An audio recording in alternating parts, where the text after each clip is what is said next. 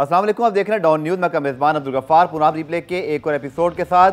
Kashmir Premier league का आगाज़ आज से हो रहा है और मुजफ्फराबाद में अब से तकरीबन 50 मिनट के बाद पहले ओपनिंग सेरेमनी होगी, उसके बाद फिर शाहिद आफरीदी की रावलाकोट हॉक्स और उसके बाद फिर शुएब मलिक की जो मीरपुर रॉयल्स हैं, इनके दरमियान ओपनिंग मैच खेला जाएगा। आपने बड़ा कैची किस्म का जो है वो इसका एंथम भी सुना, बहुत ही ज़बरदस्त डिफरेंट किस्म का एंथम है जिसमें वसीम अकरम, शाहिद आफरीदी और शोबिस स्टार जलवागर हैं और इस एंथम की वजह से भी इस लीग को बड़ी जो है वो पजीराई मिली। लेकिन असल चीज़ जो इस लीग में देखने लायक है वो है ये मुजफ्फराबाद का स्टेडियम, जो कि इस वक्त स्क्रीन पर आपके सामने है। और आप देख सकते हैं कि जो ओपनिंग सेरेमनी से पहले पैराग्लाइडर्स हैं वो अपनी ट्रेनिंग कर रहे हैं और इंशाल्लाह जब 6 बजे ओपनिंग सेरेमनी शुरू होगी तो पैराग्लाइडर्स और जिस तरह बॉल लेकर बताया जा रहा है कि उतरेंगे मैदान में। बड़ी एक्साइटिंग है ये कश्मीर प्रीमियर लीग। अपनी खूबसूरती मुजफ्फराबाद की वो तो आप देख ही रहे हैं, बट खिलाड़ी भी बहुत सारे हैं। आज के इस प्रोग्राम में स्पेशली कश्मीर प्रीमियर लीग की बात करेंगे, तमाम टीमों की बात करेंगे कि उनके स्क्वाड में कौन कौन से खिलाड़ी शामिल है। By the way, Harshal gauge जिनके ट्वीट की वजह से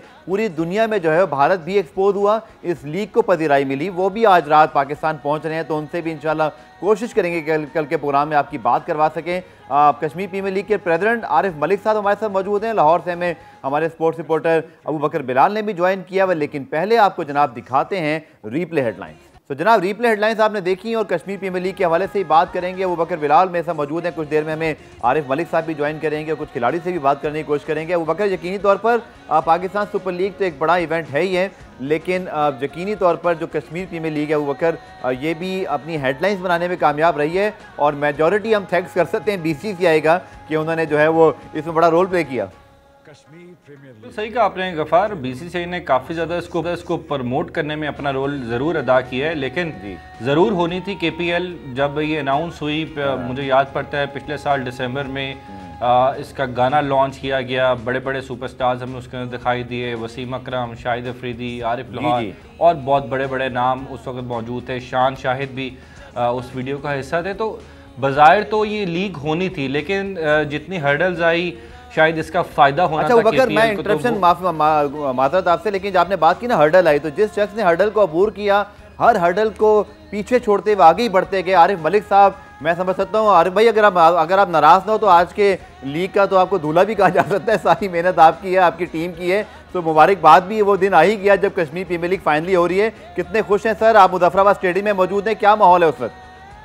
मैं मुजफ्फराबाद स्टेडियम में मौजूद नहीं हूँ, actually I am on the way to Muzaffarabad. Okay. और मुजफ्फराबाद अभी इस वक्त जो है ना, एवरीबडी इज एनर्जेटिक, एनर्जी बहुत हाई है, लोगों की एक्सपेक्टेशंस हाई हैं और पूरी दुनिया इस वक्त इंतजार कर रही है कि ओपनिंग सेरेमनी जब 6 बजे इंशाल्लाह ताला जब आप लाइव आप लोग भी अपने चैनल पे दिखाएंगे। जी एवरीबडी इज एक्साइटेड।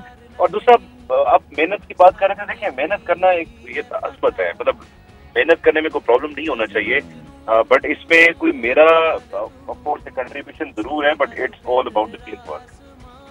बिल्कुल आपने ठीक कहा। और स्पेशली जो पैराग्लाइडर्स की कुछ फुटेजेस आपकी मीडिया डिपार्टमेंट की जानिब से मौसूल हुई, उसको देख के तो और लोग बड़े एक्साइटेड हैं, क्योंकि सबसे अच्छी बात जो है क्रिकेट पे तो बात करेंगे और मैं और अबू बकर आज मिलकर सारे स्क्वाड्स भी हम लोगों को बताएंगे कौन सी टीम में कौन से खिलाड़ी शामिल है। लेकिन जो मुजफ्फराबाद स्टेडियम की बैकग्राउंड है, जो खूबसूरती है, मुझे तो कुछ देर के लगता है जैसे न्यूजीलैंड या बारबाडोस या शायद जोहान्सबर्ग की कोई फुटेजेस हैं। Now this is the Pakistan जो दुनिया के सामने आज जाएगा इंशाल्लाह ताला। आप अगर नाराज ना हो तो एक बात बोलूं मैं? जी बिल्कुल सर। गुजारिश ये है कि आप न्यूजीलैंड की बात कर रहे हैं, बारबाडोस की बात कर रहे हैं, ये मैं समझता हूँ कि हमारे वेन्यू की तौहीन है। बिकॉज मैं I tell you, it's not like that कि हमने इस वेन्यू पे मेहनत की है, एफर्ट किए हैं। It is actually one of the beautiful venues in the world, because हमने ज़्यादा ट्रेवल किया है, पूरी दुनिया में हमने देखे हैं, वेन्यूज देखे हैं। बट आई टेल यू कि जो आपको आज ग्राफिक्स मिलेंगे, जो आज आपको फुटेजेस मिलेंगी, जब इंशाल्लाह ताला ये स्टार्ट होगा, तो आपने जिंदगी में कभी नहीं देखी होंगी इंशाल्लाह। और सर BCCI जिसने इस लीग को रोकने के लिए बड़ी कोशिशें की, हर्षल गेज इंशाल्लाह पहुंच रहे हैं, दिलकर रत्न दिलशान की भी अपडेट दे दीजिएगा। तो क्या पैगाम है? आई थिंक क्रिकेट को या किसी भी खेल को सियासत से अलग ही रखना चाहिए और दुनिया भर में आज ना सिर्फ क्रिकेट बल्कि मैं ब्यूटी की बात करूँ, लेकिन सबसे बड़ा पैगाम तो बहरहाल कश्मीर और पाकिस्तान का इमेज है जो पूरी दुनिया में आज जाएगा कि पीसफुल हैं, हमने कश्मीर को कितना फैसिलिटेट किया हुआ है और पूरी दुनिया में आज 30 से ज़ायद ममालिक में, आपने मुझे लास्ट टाइम बताया था कुछ और ममालिक हो तो आप ऐड कर दीजिएगा, जहाँ पे ये फुटेजेस जाएंगी, पूरी दुनिया कश्मीर का ये रुख देखेगा जहाँ पर कश्मीरी ना सिर्फ ज़िंदगी को एंजॉय कर रहे हैं, बहुत ज़्यादा वो खुश हैं, बल्कि खेल को भी पसंद करते हैं। देखिए, खेल और सियासत ना हमेशा अलग अलग रखना चाहिए। हमने देखिए आज तक, आप मुझे ऑन रिकॉर्ड बता दें, ये सिवाय जो पिछले हफ्ता 10 दिन जब ये BCCI ने ICC को मिन्नत समाजत की कि KPL रोका जाए और अपने इन्होंने असर इस्तेमाल किया, इंटरनेशनल फॉरेन प्लेयर्स को रोकने की कोशिश की, हमारे प्रोडक्शन क्रू को रोकने की कोशिश की, कमेंटेटर्स को इन्फ्लुएंस किया, तो मैं समझता हूँ कि ये एक ऐसी बात है, इसको जितना भी कंडेम किया जाए उतना कम है। Because we are only playing here, हम सिर्फ यहाँ पे क्रिकेट खेल रहे हैं। जी। हमने अमन का पैगाम फैलाना है यहाँ से मुजफ्फराबाद से, और इस अमन के पैगाम के लिए हमने वेन्यू पे बड़ी मशक्कत की, बड़ी मेहनत की हमने इस पे। तो ये मैं समझता हूँ कि जो स्टैंड था भारतीय साइड पे, ये बड़ी ज्यादती की उन्होंने। हमने देखें हमेशा इस किस्म के जो भी प्रोपेगेंडाज हैं वो भारत उसमें हमेशा सबसे पहले होता है, और उसके बाद ज़ाहिर हम अब एक डिफेंसिव एक लाइन हम ले रहे हैं और हम उनको रिस्पॉन्ड कर रहे हैं। और सबसे बड़ा जो रिस्पॉन्स होगा इंशाअल्लाह ताला, अल्लाह ताला ने अगर करम किया, अल्लाह ताला के फजल करम से आज जब ओपनिंग सेरेमनी के बाद जब पहली बॉल डिलीवर होगी, तो मेरा ख्याल है कि this is more than enough message for India and for the whole world, जो कि इस वक्त मुजफ्फराबाद की तरफ उनकी नजरें हैं। बिल्कुल हमारे साथ मौजूद रहेगा। वो बकर, एक चीज़ मुझे बहुत अच्छी लगी कि पाकिस्तान क्रिकेट बोर्ड ने, स्पेशली जब भारतीय क्रिकेट बोर्ड ने इस लीग को जो है वो डैमेज करने की कोशिश की, तो पाकिस्तान क्रिकेट बोर्ड ने बाकायदा प्रेस रिलीज देकर इसको प्रोटेक्ट किया, पूरी दुनिया को एक पैगाम दिया कि ये लीग पाकिस्तान की इंटरनल लीग है। गो के सेंटर कॉन्ट्रैक्ट वाले प्लेयर्स को ना इजाज़त मिलना डिबेटेबल है। शायद PCB का मौक़िफ़ भी अगर अपने तौर पर आप देखें तो अब अपने प्लेयर्स को प्रोटेक्ट कर रहे हैं, हमारे प्लेयर्स हैं, हमारे प्लेयर प्रोटेक्ट रहेंगे फॉर वर्ल्ड कप, तो ये भी चलें। तो मैं समझता हूँ चलें इसमें भी पॉजिटिविटी ढूंढ लेते हैं। आज का दिन इतना हमारे लिए खुशी का दिन है कि लीग शुरू हो रही है। बट पाकिस्तान क्रिकेट बोर्ड का स्टांस मुझे तो अबू बकर बहुत पसंद आया कि बहुत स्ट्रॉन्ग स्टांस लिया, और आपको पता है कि PCB के प्रेस रिलीज की जो एक माइलेज है वो कितनी ज़्यादा होती है। बिल्कुल गफ़ार, मैं तो यही कहूँगा कि देर आए दुरुस्त आए। पाकिस्तान क्रिकेट बोर्ड ने बर वक्त ही इसको अपना जो स्टांस है वो वाजे किया, और ये लीग के लिए बहुत ज़रूरी था, क्योंकि जब बहुत सारी बातें हो रही थी, ख़ास तौर पर हमारा नेबर मुल्क जो है वो साजिशें कर रहा था, तो उस वक्त पाकिस्तान क्रिकेट बोर्ड को अप फ्रंट होना था, उनको ICC को भी बताना था, पूरी दुनिया को भी बताना था कि पाकिस्तान क्रिकेट बोर्ड जो है वो इस लीग को ओन करता है, और पाकिस्तान क्रिकेट बोर्ड की मुशावरत से ही ये लीग का इनेकाद किया जा रहा है। तो बहुत ही खुश आइंद है पाकिस्तान क्रिकेट बोर्ड ने, मैं समझता हूँ कि पॉजिटिव स्टेप लिया। जहाँ तक आपने बात की सेंट्रली कॉन्ट्रैक्टेड प्लेयर्स की, तो शायद कहीं ना कहीं क्रिकेट बोर्ड की मजबूरियाँ भी देखनी पड़ेंगी, क्रिकेटर्स की मसरूफियत को भी देखना पड़ेगा। इसके बालातर होकर भी सोचे तो पाकिस्तान क्रिकेट बोर्ड ने जो अपने प्लेयर्स KPL के लिए प्रोवाइड किए, जो दिए, वही मेरा ख्याल है कि इस लीग को कामयाब करेंगे। और मुझे नहीं दिखाई देता कि ऐसे नाम जो कि रह गए हों, शायद सेंट्रली कॉन्ट्रैक्टेड ही प्लेयर्स इस लीग में नहीं नजर आएंगे, लेकिन पाकिस्तान के जो टॉप डोमेस्टिक प्लेयर्स हैं वो तमाम इस लीग के अंदर इन एक्शन दिखाई देंगे। ठीक है हमारे साहब, इसमें ऑब्वियसली कश्मीरी प्लेयर्स को जो मौका मिल रहा है वो भी एक बहुत बड़ा पाकिस्तान क्रिकेट के लिए एक एडवांटेज है, खुद कश्मीर के लिए गेम चेंजर है। साथ साथ बताइएगा कि मुस्तकबिल में क्या इरादा है? अभी तो पहला साल है, इंशाल्लाह शुरू हो रहा है, बट आपके पास तो काफ़ी सालों का कॉन्ट्रैक्ट मौजूद है, so it's a long vision इंशाल्लाह। एक तो जब हमने ये बिल्डअप किया, जो हमने AG गवर्नमेंट के साथ हमने एग्रीमेंट साइन किया 13 ईयर्स एग्रीमेंट, तो उसने हमें एक तकवीयत दी और उसने हमें एक सपोर्ट दी, जिसकी बेस पे हमने ये सारी प्लानिंग की। और यहाँ पे मैं पाकिस्तान क्रिकेट बोर्ड का भी जरूर कुछ चीजें ऐसी थी जो कि हम शायद समझते हैं, अभी भी समझते हैं कि मजीद उसमें हेल्प आउट किया जा सकता था, मजीद एफर्ट की जा सकती थी इसको क्रिकेट को बेहतर करने के लिए। लेकिन ओवरऑल जो रोल था that was remarkable because of sanctioning Kashmir Premier League और ये सारा। तो ओवरऑल चीजें जो है तो माशाल्लाह से चूंकि हम आज से स्टार्ट करेंगे, आज से हम खेलेंगे, तो मेरा ख्याल है कि वेल इंशाल्लाह। पाकिस्तान के हवाले से अगर बात करें, कश्मीर प्रीमियर लीग के हवाले से, तो जो तैयारियां की गई हैं, जो इसके साथ साथ मज़ीद तफसीलात, एक रिपोर्ट हमारे पास मौजूद है। इस न्यूज़ रिपोर्ट के अंदर तमाम तफसीलात हैं कि जो लीग शुरू हो रही है, टीमें कौन सी हैं, इसके साथ साथ आज के आके स्क्वाड एनालिसिस भी करेंगे। लेकिन पहले आपको जो है वो रिपोर्ट दिखाते हैं कश्मीर प्रीमियर लीग। तो तमाशाई भी होंगे 25%। इमरान सिद्दीकी आपने रिपोर्ट देखी और कोटली लाइंस के हेड कोच अब्दुल रज़ाक साहब ने भी हमें टेलीफोन लाइन पे ज्वाइन किया। रज़ाक साहब बहुत बहुत शुक्रिया। और आपकी टीम का तो आज मैच नहीं है, लेकिन सर लीग आज शुरू हो रही है, इस लीग के लिए बड़ी तैयारियां की गई, ड्राफ्ट में आप लोगों ने बड़ी मेहनत की, अच्छी टीम बनाई। रज़ाक भाई, इस लीग के हवाले से क्या कहेंगे? पाकिस्तान क्रिकेट के अंदर एक नए बाप का इजाफा होने जा रहा है। नहीं, बड़ा अच्छा है, यंगस्टर के लिए बहुत अच्छा है। और जिस तरह की फैसिलिटीज मिल रही है बिल्कुल नेशनल लेवल पे मिल रही है और प्लेयर सारे खुश हैं। और जैसा आज़ाद कश्मीर ये मुजफ्फराबाद में हो रहा है, तो जो एटमॉस्फेयर है बहुत ही खूबसूरत है। माउंटेन है, ग्राउंड बड़ा अच्छा है, लाइट बहुत ही आउटस्टैंडिंग लगाई हुई है। तो मैं समझता हूँ जितनी भी क्रिकेटर्स हैं उनके लिए बहुत अच्छा है। और रज़ाक भाई, चूंकि मुजफ्फराबाद में मौजूद है, पहले तो मैं आपसे ये जानना चाहूँगा कि बारिश तो नहीं हो रही है ना ज़्यादा? चूँकि पहले 2 दिन बड़ा बारिश हो गई, प्रैक्टिस नहीं हो सकी, आज तो ओपनिंग मैच भी है, ओपनिंग सेरेमनी है, तो आई होप के वेदर क्लियर होगा आज। हाँ, नहीं अभी क्लियर है और उम्मीद है कि आज का मैच हो जाएगा। 2 दिन बिल्कुल क्लियर है। तो बारिश होती है पर इतनी ज़्यादा नहीं होती, आधा घंटा हुई 15 मिनट के बाद रुक जाती है और फौरन बादल आते हैं यहाँ पे। तो उम्मीद है कि इंशाल्लाह ये टूर्नामेंट है, बारिश की नज़र नहीं होगी। ठीक है, तो रज़ाक भाई कुछ अपनी टीम कोटली लाइंस के हवाले से बताइएगा। आई थिंक फ़खर जमान तो अवेलेबल नहीं है और मोंटी पेनेसा, लेकिन इसके अलावा भी आपके पास आसिफ अली, कामरान अकमल, आकिब जावेद, इमरान खान सीनियर, बहुत सारे प्रॉमिसिंग यंग प्लेयर्स मौजूद हैं। इमरान फरद आपके साथी, आपके साथ बतौर असिस्टेंट कोच मौजूद हैं। तो अपने कॉम्बिनेशन से आप कितने जो है खुश हैं इस और टीम में, इस टूर्नामेंट में आपकी टीम जो है वो कैसी कारकर्दगी दिखा सकेगी?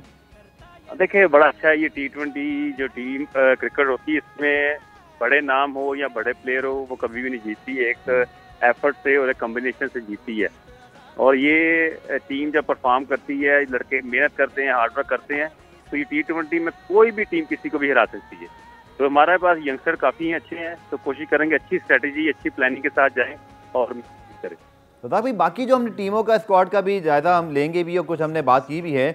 तमाम टीमों में बहुत अच्छे प्लेयर्स मौजूद हैं, बल्कि तगड़ी टीम है। स्पेशली मैं मुजफ्फराबाद को देखूं, मीरपुर, रावलाकोट में शाहिद आफीदी साहब मौजूद हैं। आपकी टीम में कामरान अकमल जैसे जो है वो T20 के मायनाज और वर्ल्ड क्लास ओपनर मौजूद हैं। सो कंपटीशन आप कैसा बताना चाहेंगे लोगों को इस लीग के अंदर रहेगा, क्योंकि हर टीम में कम से कम 6 से 7 क्लियर मैच विनर मौजूद हैं?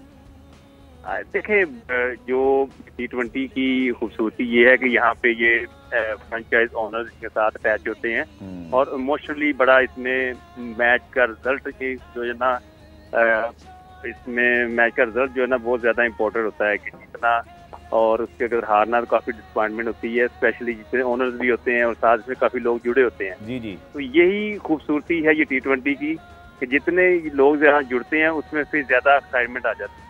तो फिर हर टीम जीतना चाहेगी कि जी मेरी टीम जीते। डेफिनेटली 6 टीमें, इनसे 2 टीमें तो फाइनल में आनी है और एक टीम ने जीतना है। तो अब कोशिश ये है कि इंशाल्लाह उम्मीद है कि हमारी टीम अच्छा परफॉर्म करे और फाइनल में आए। ठीक है, आखिर में रज़ाक भी आपसे अगर मैं पूछूं, आपके पास जो यंग प्लेयर्स हैं, स्पेशली जो कश्मीरी प्लेयर हर टीम में 2 खेलने हैं, आपके पास जो मायनास प्लेयर हैं उनके बारे में तो हम सब जानते हैं, कोई 2-3 नाम ऐसे आप बता सकें रज़ाक भाई जो छुपे रुस्तम हैं, जो आपके पास मौजूद हैं, यंग प्लेयर जिनके ऊपर आपने नज़र रखी हुई है कि इंशाल्लाह इस लीग से ये प्लेयर जो है वो भर के सामने आएंगे? देखें, सबसे पहले तो इरफान शाह हैं और इन पे हमारी नज़र है, क्योंकि आकर वो भी PSL खेल रहे हैं, तो इनके लिए भी इन पे काफ़ी नज़र है। खालिद उस्मान है और हसन रज़ा है और अब्दुल्ला, ये अमेरिका से आए हैं। तो ये जो नाम मैंने लिए इन पे काफ़ी नज़र है और मुझे उम्मीद है कि अच्छा परफॉर्म करेंगे और मोहम्मद आसफ अली और कामरान अकमल को ये सपोर्ट करेंगे। इसके साथ साथ रज़ाक भाई, क्योंकि पूरा डोमेस्टिक सीज़न क्राउड के बगैर हुआ, इवन PSL के मैचेस भी क्राउड के बगैर कराना पड़े, लेकिन जैसा कि बताया जा रहा है कि 20-25% क्राउड अलाउ होगा, तो आई थिंक ना होने से होना ये बहुत बड़ा क्राउड इस लिहाज से ठीक है कि कम से कम आवाज़ तो होगी, क्राउड मौजूद है, फिर कश्मीरी अपनी लीग को देखने आ सकेंगे। तो ये एक बड़ा इंपॉर्टेंट एलिमेंट है और ये बड़ा मिस किया आप लोगों ने, स्पेशली डोमेस्टिक क्रिकेट के अंदर। हाँ जी, डेफिनेटली। दोबारा सवाल कीजिएगा। मैंने कहा क्राउड मौजूद है रज़ाक भाई, 25% जिसको अलाउ किया गया है, ये बड़ी अच्छी बात है, चूँकि खाली ग्राउंड में शायद इतना मज़ा नहीं आता। 25% ही सही, लेकिन क्राउड तो मौजूद होगा। नहीं, डेफिनेटली। देखें, क्राउड के बगैर तो आपको पता है कोई भी गेम ले लें बस हाँ ठीक है, वो कोई भी ले लें। मैं समझता हूँ कोई भी गेम ले लें, करोड़ रुपये मज़ा नहीं आता भाई। ये 25% 30% भी नफ होगा, और ग्राउंड छोटा है, और ये इसलिए रखा गया कि जो लोग यहाँ पे मिस करते हैं क्रिकेट को और जो ग्राउंड में जाके नहीं खेल सकते, वो यहाँ पे इंजॉय करें और क्रिकेट का मज़ा लें। तो ये बड़ा अच्छा स्टेप है। उम्मीद है इंशाल्लाह अगर कोरोना ये ख़त्म होता है जल्दी, तो हो सकता है, उम्मीद है कि सेमीफाइनल में 50% भी कर सकते हैं। और रज़ाक भी, कुछ लोग तो ये कह रहे हैं रज़ाक भाई तस्वीरों में इतने फिट दिखाई दे रहे हैं कि लगता है कि कश्मीर प्रीमियर लीग में वो खुद भी खेल सकते हैं, तो कहीं इरादा तो नहीं है सर आपका? वैसे पूछ रहा हूँ।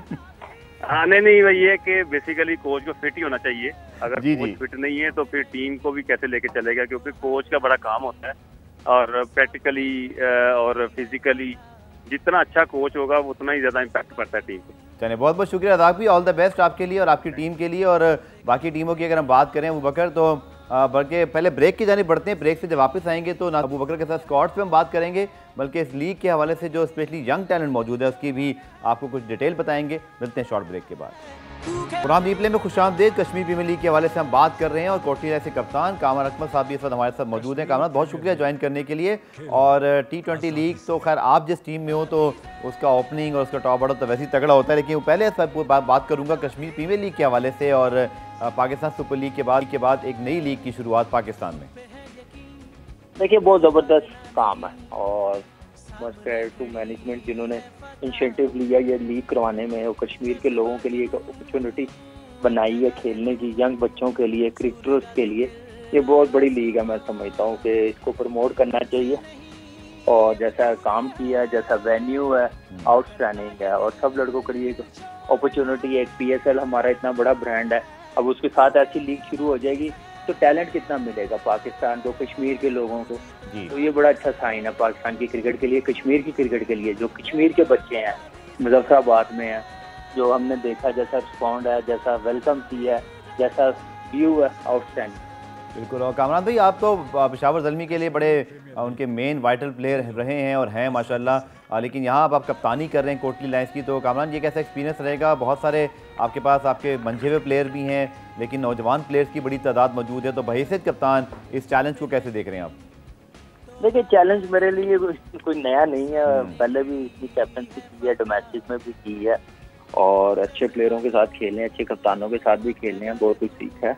तो इंशाल्लाह कोशिश करेंगे माहौल सिर्फ रिलैक्स रखें, ऑन द डे सोचें क्या करना है। और लड़के जैसे हमारी टीम है कोटली लायंस की, फिर जो कोच है, सबसे बड़ी बात है रज़ाक भैया इस क्रिकेट को बड़ी अच्छी तरह समझते हैं और मास्टर भी हैं इस क्रिकेट के, तो उनका भी बड़ा ड्रेसिंग रूम में बैठना, लड़कों को बताना बहुत बड़ी अचीवमेंट है, यंग बच्चों के लिए भी, पूरी टीम के लिए। तो इतना फ़र्क नहीं पड़ेगा इंशाल्लाह।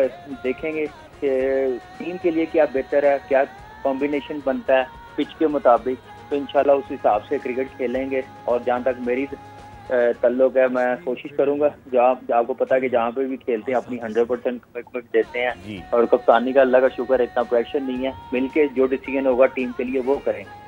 ठीक है कामरान, बहुत शुक्रिया आपका, आपकी टीम के लिए best of luck for the Kashmir Premier League. और देखते हैं कि इंशाल्लाह जितनी भी टीम्स हैं वो किस तरह करती हैं, क्योंकि नया टूर्नामेंट है, नया कॉम्बिनेशन है, तो पहले साल बड़ी मेहनत करना पड़ती है। वो बकर अगर हम बाकी टीमों की बात करें, शुएब मलिक मीरपुर रॉयल के कप्तान हैं, शाहिद आफरीदी मौजूद हैं रावला कोट में, तो मुझे तो कम से कम कामरान अकमल, फिर ऑब्वियसली कोटली लाइन में, तो इतने तगड़े कप्तान जब होंगे और तो फ्रेंचाइज के अंडर लड़के भी रिलैक्स होते हैं और फिर उनको सीखने का बड़ा मौका मिलता है, तो बड़े नाम है माशाल्लाह।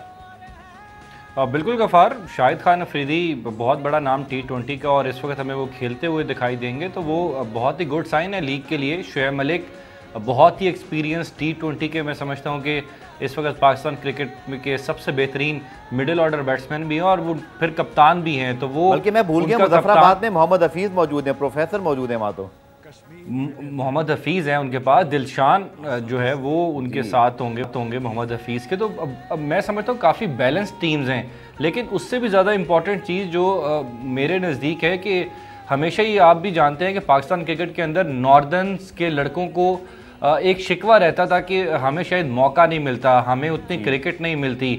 लेकिन गुज़िश्ता 3-4 साल में देखें, अगर पाकिस्तान टीम की बात करें तो KPK और नॉर्दर्न के एरियाज़ के अंदर से बहुत सारा टैलेंट पाकिस्तान टीम में आया है। इस वक्त 50-60% प्लेयर जो हैं वो हमें केपीके और नॉर्दर्न एरियाज के दिखाई देते हैं। अब तो बल्कि इतने सारे प्लेयर नॉर्दर्न से पाकिस्तान और डोमेस्टिक टीम में आ रहे हैं कि दूसरे शहरों को शिकवा हो गया कि उनको मौका नहीं मिल रहा।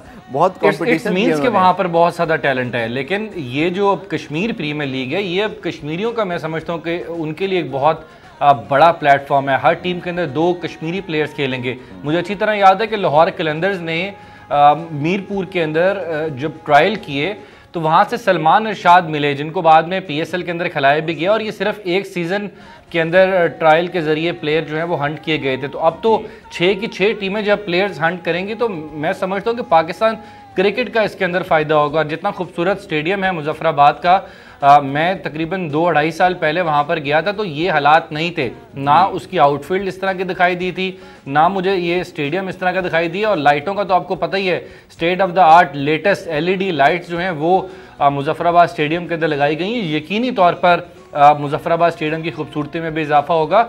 और ये अब स्टेडियम्स जो हैं, जो पहले शायद कहीं ना कहीं निगलेक्टेड थे, वो अब आबाद होंगे। पहला सीज़न है, हम मुजफ्फराबाद देख रहे हैं, अगला सीज़न होगा हम मीरपुर में देखेंगे, रावलाकोट में स्टेडियम्स को देखेंगे, बाग में स्टेडियम्स बनेंगे।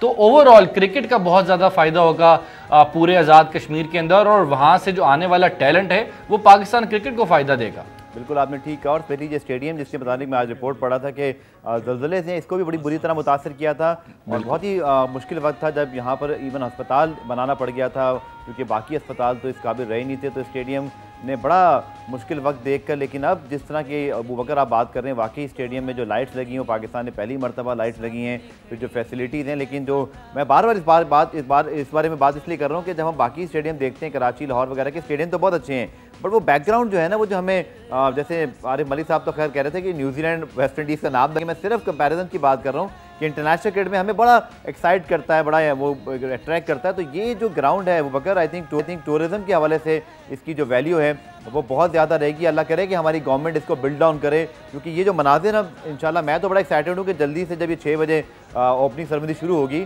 तो एक बहुत ही डिफरेंट पाकिस्तान हमें स्क्रीन पर दिखाई देगा।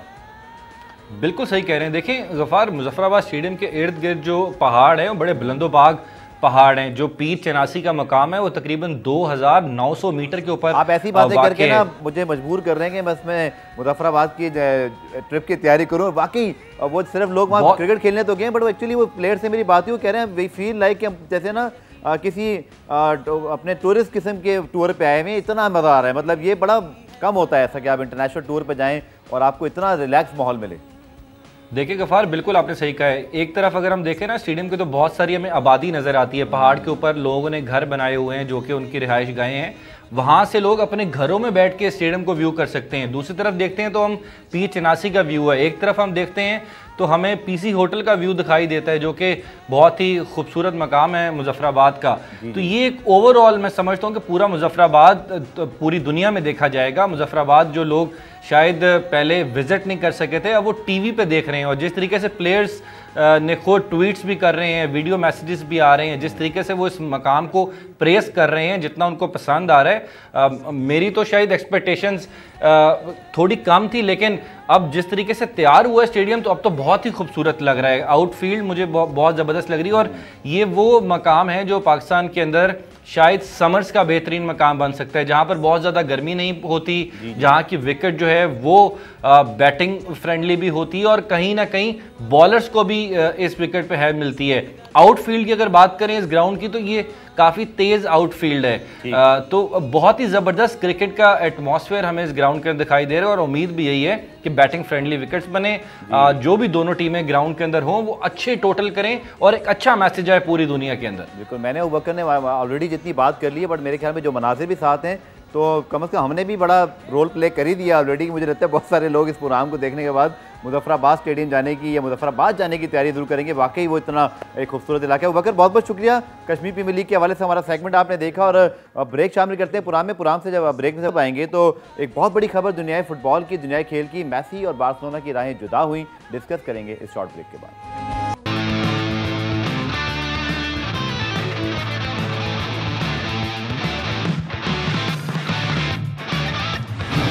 तो जनाब, कश्मीर प्रीमियर लीग के बाद अब बात करते हैं एक ऐसी खबर की जिसने कल रात पूरी दुनिया को जो है वो अपनी लपेट में लिया। बहुत ज़्यादा इस पर बात हो रही है। लियोनेल मेसी और बार्सिलोना, एक ऐसा कॉम्बिनेशन जो कि लग ही रहा था कि जब तक मेसी खेलते रहेंगे चलता रहेगा, लेकिन कुछ ऐसा हुआ, कुछ फाइनेंशियल जो है वो इसमें टेक्निकलिटीज़ आई कि दोनों क्लब और प्लेयर चाह तो रहे थे लेकिन नहीं हो पाया कुछ ऐसा एग्रीमेंट कि मेसी कंटिन्यू करते। और कल जब प्रेस रिलीज दिया बार्सिलोना ने तो उसके बाद एक हलचल मच गई। बार्सिलोना के फ़ैन बड़े नाराज़ हैं। ला लीगा के हवाले से भी बात हो रही है कि जो कि स्पेनिश क्लब रियल मैड्रिड में रोनाल्डो का खेलना, फिर यहाँ पर मेसी का खेलना, ये राइवलरीज भी जो है बड़ा अरसा चलती नहीं और एक ज़िंदगी का बल्कि समझ लें हिस्सा ही बन गई थी। अली एहसन मौजूद हैं, फुटबॉल पाकिस्तान के एडिटर, इस वक्त हमें ज्वाइन कर रहे हैं स्काइप के लिए। अली, बहुत शुक्र करने के लिए। और जैसा मैंने कहा कि ये तो एक लेगेसी बन गई थी इन दोनों की, क्लब की, खिलाड़ी की भी, फिर ऑब्वियसली ला लीगा का अंदर भी अल क्लासिको के रियल मैड्रिड और बार्सिलोना के मैचेस। ये हुआ क्या बेसिकली? दोनों चाह रहे थे कंटिन्यू करें बट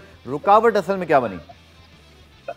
जी वालेकुम सलाम गफार भाई, बहुत बहुत शुक्रिया हमें बुलाने का। ये मामला काफी अरसे से पेचीदा चल रहा था क्योंकि लियोनेल मेसी दुनिया के सबसे मशहूर तरीन शुमार होता है और मैं समझता हूँ आलमी फुटबॉल के देवताओं के अंदर उनका नाम शुमार होता है। बार्सिलोना की तारीख के सबसे मशहूर तरीन, सबसे बेहतरीन प्लेयर थे जी।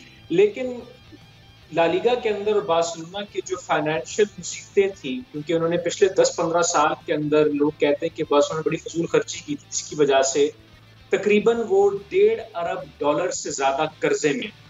और मेसी का जो कॉन्ट्रैक्ट है वो सालाना तकरीबन 10 से 15 करोड़ डॉलर का है, जो सिर्फ तनख्वाह लेता है बार्सिलोना से विद बोनसेस के साथ साथ। तो बार्सिलोना के अभी सदर जो न्यूली इलेक्ट हुए थे जॉन लपोर्टा ने, उन्होंने कहा कि भाई हमारे पास पैसे नहीं है, इस वजह से हम नहीं कर सकते, बिकॉज कुछ फाइनेंशियल मुसीबतों की वजह से, कुछ ला लीगा के अपने कवानीन की वजह से उन्होंने सख्ती करने की कोशिश की ताकि फजूल खर्ची रोक सकें और जो बहुत सारे जो मकरूज हैं उनको वो बचा सकें। उस वजह से मेसी को उन्होंने अलविदा कहना पड़ा, जो कि बड़ा अफसोस हुआ है, लेकिन करना पड़ा उनको मजबूरी के तौर पर। ठीक है, तो मेसी का अब कैरियर आप कहाँ जाते हुए देख रहे हैं? और क्लब मेसी के बगैर बार्सिलोना जो है, ठीक है फाइनेंशियल बर्डन या जो उनकी कॉस्ट थी वो तो ऑब्वियसली काफ़ी कम होगी, बट जो एक ब्रांड वैल्यू है ला लीगा की, बार्सिलोना की, वो जो लेगेसी चलती आ रही थी रोनाल्डो वर्सेस मेसी की, तो ये तो फिलहाल सब मुनक़ता दिखाई देता है। हाँ जी बिल्कुल, क्योंकि पिछले 10-15 साल से मेसी ने ला लीगा को अपनी जीनत बना के रखा हुआ है और ला लीगा के main poster boy Lionel Messi थे। जब क्रिस्टियानो रोनाल्डो रियल मैड्रिड के लिए खेलते थे तो वो भी उनका एक आपस में मुकाबला और टाकरा था, जिसमें बड़ा पैसा भी कमाया, बड़ी अटेंशन मिली थी। दुनिया के जिस कोने में आप जाएंगे, अगर वो ला लीगा की बात कर रहे हैं तो कहते हैं यार मेसी खेल रहा है या नहीं खेल रहा है, ये बताओ पहले। तो अब इस मामले के अंदर अब बार्सिलोना ला लीगा को धचका तो पड़ेगा, बिकॉज एक ब्रांड है लियोनेल मेसी की, एक पहचान है, एक शनाख्त है। जाने से फिर ला लीगा और बार्सिलोना को काफी मुश्किल इक़दाम अख्तियार करने पड़े ताकि कम अज कम वो अपने इस फाइनेंशियल खसारे को कम कर सके। दूसरी तरफ अगर लियोनेल मेसी किसी क्लब की तरफ जाते हैं दुनिया में, वो 2 ही क्लब मेरे नजदीक हैं जो इनकी तनख्वाह की डिमांड्स को पूरा कर सके। फ्रांस के पेरिस सेंट जर्मेन, जिसको कतरी हुकूमत बेसिकली चलाती है, और मैनचेस्टर सिटी जो इंग्लिश प्रीमियर लीग में खेलते हैं। अभी तक तो मैनचेस्टर सिटी ने तो साफ कहते हैं कि नहीं, क्योंकि अभी उन्होंने $100 मिलियन का भी ज्यादा भी ट्रांसफर किया था जैक ग्रीलिश का एस्टन विला से, और हैरी केन के पीछे पड़ रहे हैं। तो देखा जाए रियलिस्टिकली तौर पे सिर्फ पेरिस सेंट जर्मेन ही है, PSG है जो मेसी के मामला को पूरा कर सकती है, लेकिन अभी तक इट कैन गो एनीवेयर। बिल्कुल, और 13 साल की उम्र में मेसी ने ज्वाइन किया था और तकरीबन 778 गेम में 600 से ज़ायद गोल हैं, 672 टू बी प्रिसाइज, और एक बड़ा लॉन्ग जर्नी है, लाइफ टाइम किस्म की। लेकिन एक सवाल मेरे ज़हन में, जो एक बेसिक एक एलिमेंट है आगे, ऑब्वियसली अब मेसी अपने कैरियर के उस हिस्से में भी हैं जहाँ ऑब्वियसली उनके बाद चंद ही साल बाकी होंगे मेरे ख्याल में इंटरनेशनल या लीग फुटबॉल के हवाले से, तो ये भी क्या इंपॉर्टेंट एलिमेंट रहेगा। और दूसरा, चलें जी, शुक्र है कि उन्होंने अभी रिसेंटली ट्रॉफी जीत ली, बट वर्ल्ड कप के हवाले से, और ये मेसी चूँकि मुझे लगता है कि क्लब वाली फैक्टर से ज़्यादा चाहेंगे कि वो वर्ल्ड कप के अंदर ग्लोरी हासिल करें। हाँ जी बिल्कुल, मेसी अगर किसी क्लब में जाता है तो वो चाहे कम से कम उसके पास 2 साल, कम से कम 2 साल वो सही तरीके से अच्छे मामलात में खेल सके, ताकि अपने आप को वो अगले साल 2022 के एंड में जब कतर के अंदर फीफा वर्ल्ड कप होगा तो उसमें वो तैयारी कर सकें। मेसी चाहेगा कि कम से कम इन 1.5-2 साल के अंदर उसके पास ज्यादा प्रेशर ना हो, जो उसके रिक्वायरमेंट्स हैं फाइनेंसेस के लिहाज से पूरे हो सके, और वो चाहेगा कि जिस लीग में खेले वो अपने आप। आपने बड़ा अच्छा पॉइंट रेज किया। मुझे लगता है कि शायद ये जो सारी सूरत हाल है, बार्सिलोना के फैन तो बड़े वांटेड है, पर शायद अर्जेंटाइन को फायदा हो सकता है, जो कि मैसी शायद ज़्यादा बर्डन और प्रेशर वाली फुटबॉल ना खेले। अली, बहुत शुक्रिया आपका, पूरा रिप्ले आज देखने का शुक्रिया। कश्मीर प्रीमियर लीग के हवाले से अपडेट के साथ दोबारा कल हाजिर होंगे। अपना ख्याल रखिएगा, खुदा हाफिज़।